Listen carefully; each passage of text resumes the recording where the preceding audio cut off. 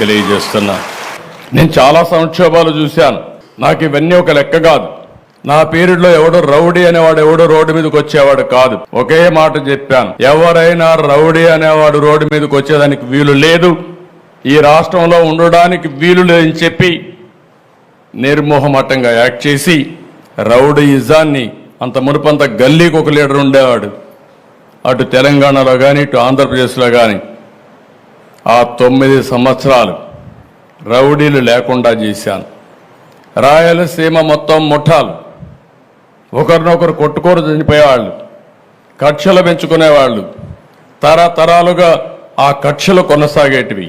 ఒకే మాట చెప్పాను, మా పార్టీ మీ పార్టీ అని లేదు, ఎవరైనా ఒకటే, ముఠానాయకుడిగానే చూస్తానని ముఠాలు అణిచివేశాను. ఈరోజు రాయలసీమలో ముఠాలు లేవు. కమ్యూనల్ వైలెన్స్, మత విద్వేషాలు రెచ్చగొట్టే ఎవరైనా సరే వాళ్ళ మీద ఒక మాటలో చెప్పాలంటే కఠినంగా వ్యవహరిస్తానని వ్యవహరించా. కడాన తీవ్రవాదుల సమస్య కూడా నేను ఆ రోజు చెప్పాను. ఇది రాజకీయ, ఆర్థిక, సామాజిక సమస్య.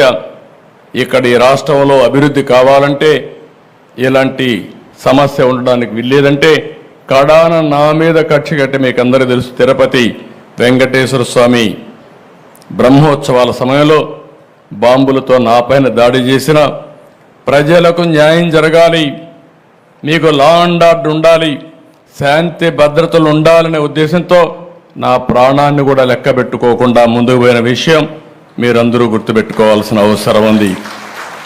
ఇప్పుడు నాకు ఒక పెను సవాలుగా తయారైంది. మాట్లాడితే రాజకీయాలు మాట్లాడతారు.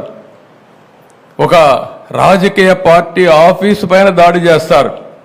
దాడి చేస్తే వాళ్ళని అరెస్ట్ చేస్తే దానిపైన కూడా నిరసన తెలియజేస్తారు. అంటే రాజకీయ పార్టీ అనేది ప్రజలకు ఒక దేవాలయంగా పనిచేసే పార్టీ ఆఫీసులు ఇవి. ఒక చిన్న party office, communist party office ఉన్నా ఎక్కడా ఎవరు దాడి చేయలేదు. నా జీవితంలో నేను చాలాసార్లు చూశాను. 40 సంవత్సరాలుగా రాజకీయ పార్టీ ఆఫీసుల పైన, రాజకీయ పార్టీ నాయకులపైన ఎప్పుడూ దాడి జరగలేదు. ఎన్ని విమర్శించినా ఆ విమర్శని ఒక పాజిటివ్గా తీసుకొని కరెక్ట్ చేసాం తప్ప ఇంకోటి కాదు.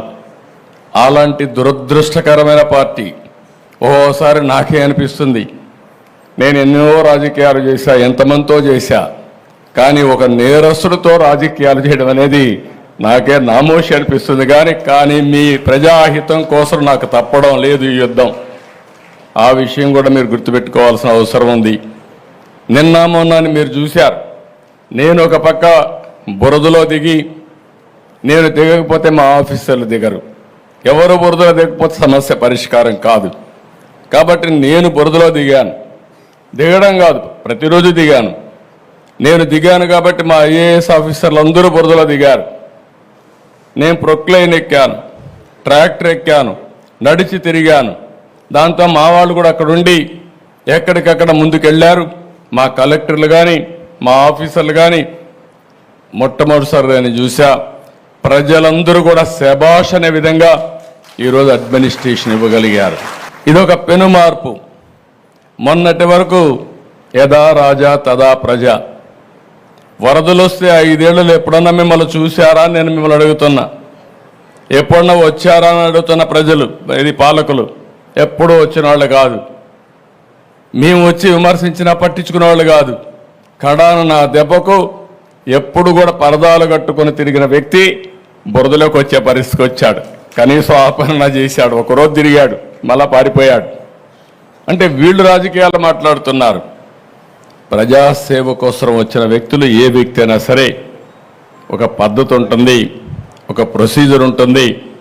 ప్రజలు కష్టాల్లో ఉన్నప్పుడు అండగా ఉండి వాళ్ళ ప్రాణాలు కాపాడడం కానీ, వాళ్ళ ఆస్తులకు నష్టం జరగకుండా చేయడం కానీ, ఒకవేళ నష్టం జరిగితే నష్టపరిహారం ఇవ్వడం కానీ, ఇవి నిరంతరం చేయాల్సిన అవసరం ఉంది.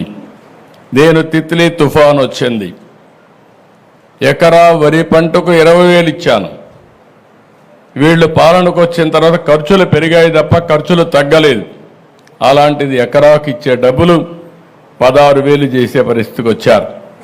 మళ్ళీ నిన్న మొన్న దిగిపోయేటప్పుడు 1,000 రూపాయలు పెంచారు. నేను ఒకటే ఆలోచించాను. వరి పంట వేసిన రైతులు దగ్గర 70 రోజులు 80 రోజుల తర్వాత పంట పోతే, చేతికొచ్చే సమయంలో పంట పోతే అప్పులు మిగులుతున్నాయి. అందుకే మళ్ళీ ఆలోచించాను, ఇది కరెక్ట్ కాదనే ఉద్దేశంతో 17,000 రూపాయలని 25,000 రూపాయలు హెక్టార్కి ఇస్తాను, ఎకరాకు 10,000 రూపాయలు ఇవ్వడానికి నిర్ణయం చేశాం. ఇది కూడా తక్కువే, నా దగ్గర డబ్బులు లేవు, ఖాళీ ఖజానా. రోజు వారిగా ఏం చేయాలని అర్థం కాని పరిస్థితి, మొత్తం ఏది పనిచేయలేని పరిస్థితి. మీరు చూస్తే అభివృద్ధి ఆగిపోయింది, ఆదాయం పడిపోయింది, అప్పులోళ్ళు